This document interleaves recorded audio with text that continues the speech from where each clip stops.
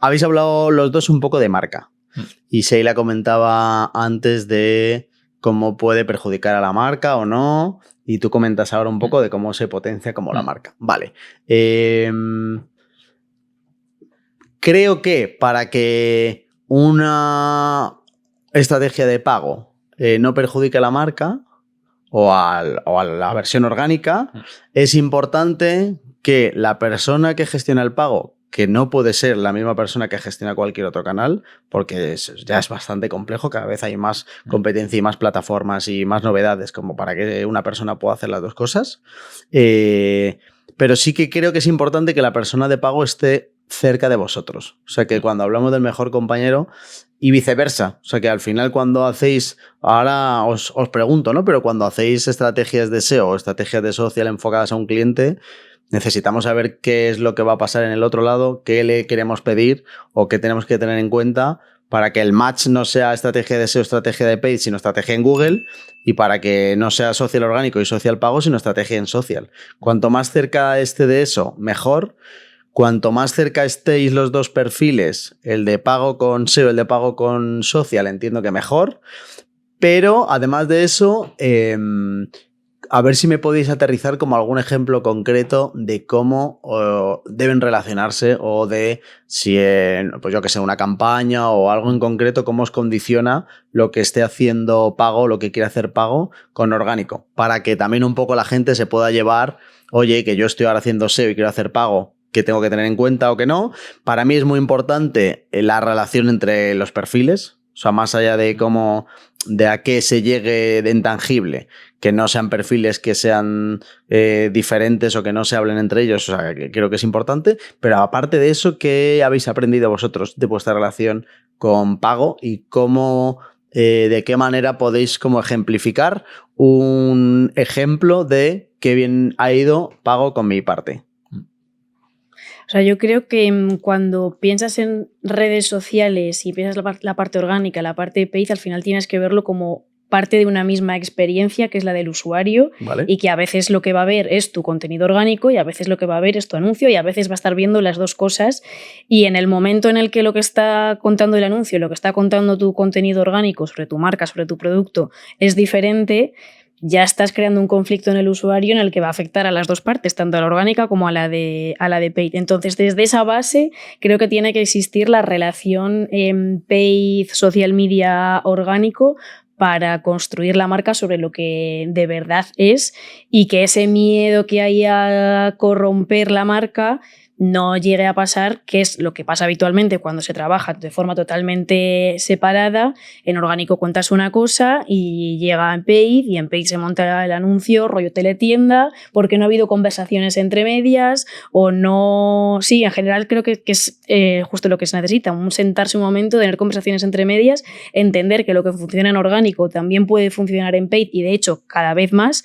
TikTok en su momento lanzó los Spark Ads, que al final es contenido orgánico de los propios usuarios que se utiliza como un anuncio, que cuántas veces me he comido el anuncio del Garnier de que les han llegado y no sé qué, no sé cuántos, que mira qué bollos.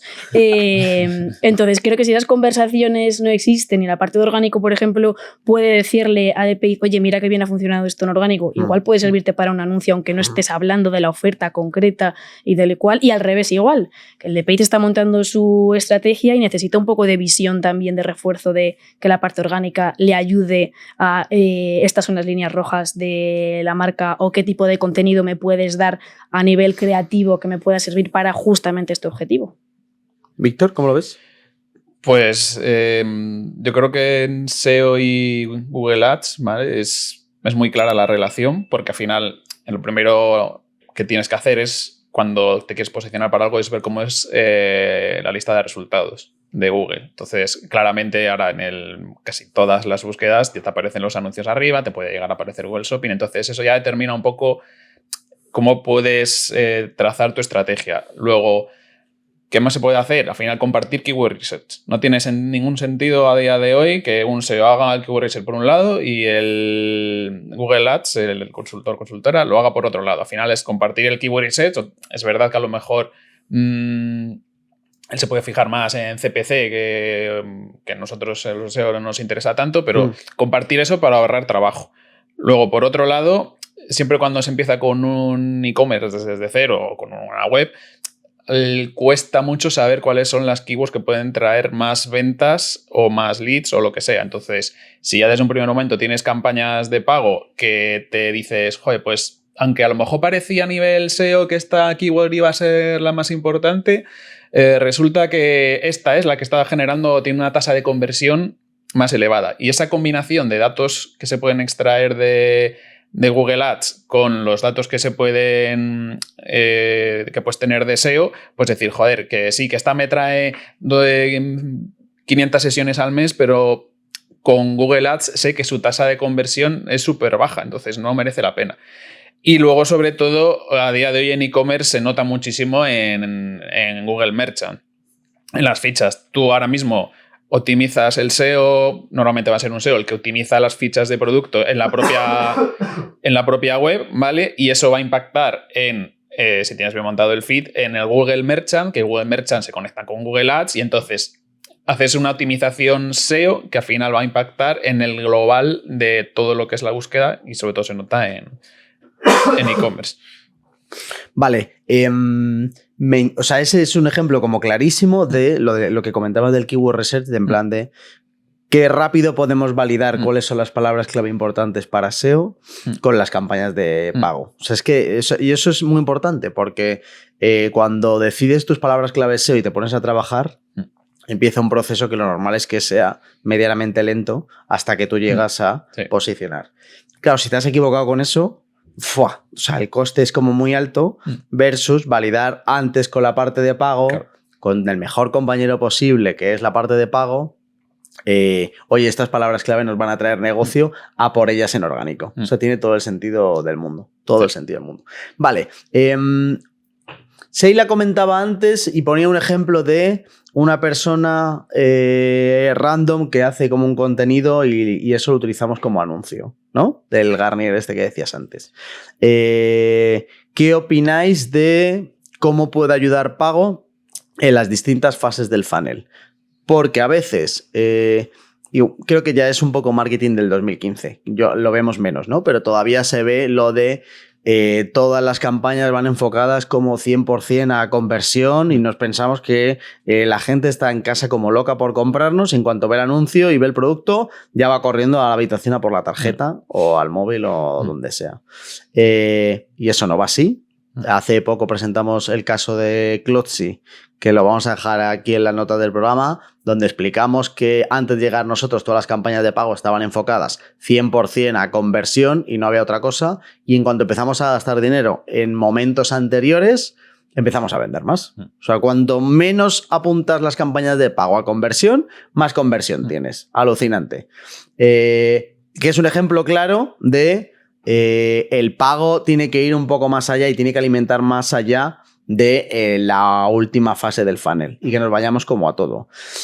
Tengo un poco emociones enfrentadas con esto porque a la vez creo que los clics que están como más lejos de la compra deberían salirte bastante más baratos. Aunque al final ya no separemos los canales para medir el retorno en general y lo midamos en general, apostar a que la parte de arriba, la más informacional, la comparativa, la de ni siquiera sé que necesito esto y tal, sea más en orgánico. Por defecto creo que es importante, entre otras cosas porque el pago escala mucho menos que el orgánico, porque por mucho dinero que tengas, en algún momento el dinero se termina como para no centrarse en lo que hay que centrarse. Pero ¿cómo lo veis vosotros? ¿Qué papel creéis que tiene que tener el pago en las partes de arriba versus vuestros canales? Porque en el caso de SEO sí que puedes montar cosas tanto para arriba como para abajo. En social normalmente suele ser más para arriba, pero a lo mejor Sheila ahora nos pone ejemplo de que también se puede por abajo. Todo vuestro. O sea, yo creo que en social puede acompañar y debe acompañar en todo el funnel. Antes era un poco más reacia a que desde el principio hubiese paid y que no, pues eso, lo que decía, el corromper la marca y que no se dejase que funcione solo y ver el orgánico a ver hasta dónde llega. Pero creo que la realidad nos ha puesto en nuestro sitio de es prácticamente imposible, no voy a decir imposible, poder crecer de forma más o menos rápida en social media, tener una presencia decente, si no entra ese refuerzo de ads. Incluso con el algoritmo ahora por intereses, que ni siquiera tienes que seguir a una persona o a una marca para ver su contenido, que te va a aparecer directamente su contenido, esas estrategias que tanto rechazaba en su momento de no puedes estar en una red social haciendo solo anuncios y que luego no hagas contenido orgánico, ahora no me parece tan locura, dependiendo el caso y lo que tengas que contar, que incluso puedas estar en un TikTok teniendo tu perfil de TikTok o incluso no teniéndolo y que tu presencia como marca sea simplemente hacer anuncios a través de usuarios o a través de influencers o teniendo ese perfil y que estés solo en ese canal haciendo anuncios. Depende el canal y depende lo que tengas que contar y depende el tipo de producto que sea y a dónde quieras llegar. Pero no me parece tan locura y en ese sentido lo que tendría que pasar para que funcione es un poco lo que decía antes, que aunque estemos presentes solo a través de anuncios, la esencia de hacer ese anuncio y la forma de verlo y de montarlo sea la de crear un contenido orgánico. Y esto podría ser como la parte de arriba del funnel, pero en el resto creo que nos ayuda igual, que puede ser más complicado que en redes se pueda llegar a la conversión, pero justamente creo que sí, desde el principio se ha estado acompañas a las personas en todas las fases como las tienes que acompañar y dándoles el mensaje que les tienes que dar, el paid hace su función también al final. ¿Cómo ha evolucionado Sheila? La Sheila más de centro, ni de izquierda ni de derecha. Mira que open mind. Se me ha ocurrido una pregunta, a ver qué te parece. Si aceptamos todas las premisas que hemos dicho en este programa, podríamos llegar a una conclusión que es: pago es muy importante, necesitamos pago desde el principio, no nos avergonzamos del pago, a tope, chicos, vamos a meter dinero ahí que puede volver. Vale, alguien de pago nos podría explicar que cada plataforma tiene sus precios. Que el Google Ads de ahora nada tiene que ver con el de hace 15 años, todo el universo Meta nada tiene que ver con hace 15 años, todo es más competido, todo es más caro, hay muchos e-commerce que conocemos que han crecido mucho desde pago, en el momento en el que los números de pago no funcionaron, el negocio se desmorona, que luego hablaremos de lo que es la trampa un poco de esto de que con el pago ganes dinero. Pero a la vez hay otras plataformas con el universo pago más barato. Son como el Google de hace 15 años. Un TikTok, un YouTube todavía, el que pueda venir. LinkedIn no lo paga ni Amancio Ortega. Ahora mismo eso es un escándalo. ¿Eso es algo que deberíamos tener en cuenta para elegir red social? Porque si todo lo anterior es verdad, pues entonces hay que tener en cuenta, oye, si voy a tener una estrategia de pago gorda respecto al orgánico, y podría estar en 3 redes sociales, pues a lo mejor tengo que ir a una red social donde la parte de pago me vaya a salir rentable con clics más baratos versus el infierno de competencia que hay en otro sitio. La parte de Google la dejo aparte porque no es igual que el resto, no es lo igual que Social Ads, porque Google tiene sus keywords y su intención y tal. Aunque YouTube también tiene un poco esa parte. Entonces, o sea, ¿cómo le afectaría a social orgánico que venga el de pago y diga, oye, que genial que vosotras queréis estar en Facebook, pero que eso está carísimo y ahí es imposible que sea vuestro mejor amigo el de pago porque está todo como por las nubes? ¿Qué le diríamos si viene alguien con eso? Pues que no podemos solo mirar el precio del paid en cada canal porque si volvemos a la esencia del orgánico y a la esencia del canal, hay marcas, por ejemplo, que tendrán una franja de edad que solo va a estar en Facebook y no va a estar en TikTok, por lo menos a corto plazo. Entonces va a ser muy complicado, por mucho que hagamos paid, llegar a esa franja de edad. Esa es una de las limitaciones. Y luego otra de las limitaciones, si pensamos justamente en TikTok o en YouTube, es que la realidad para la marca es que no todas están preparadas para abastecer de contenido, ya sea orgánico, ya sea para paid, a plataformas como YouTube o como TikTok por el propio formato del contenido. Y que a veces hay que poner un poco en una balanza si de verdad vamos a ser capaces de estar en estas plataformas como tenemos que estar y respetar un poco la esencia y los códigos del canal, entonces bien, si nos tenemos que seguir quedando en un Instagram, en un Facebook, porque es la forma de estar de verdad, pues tendremos que dar un pasito atrás.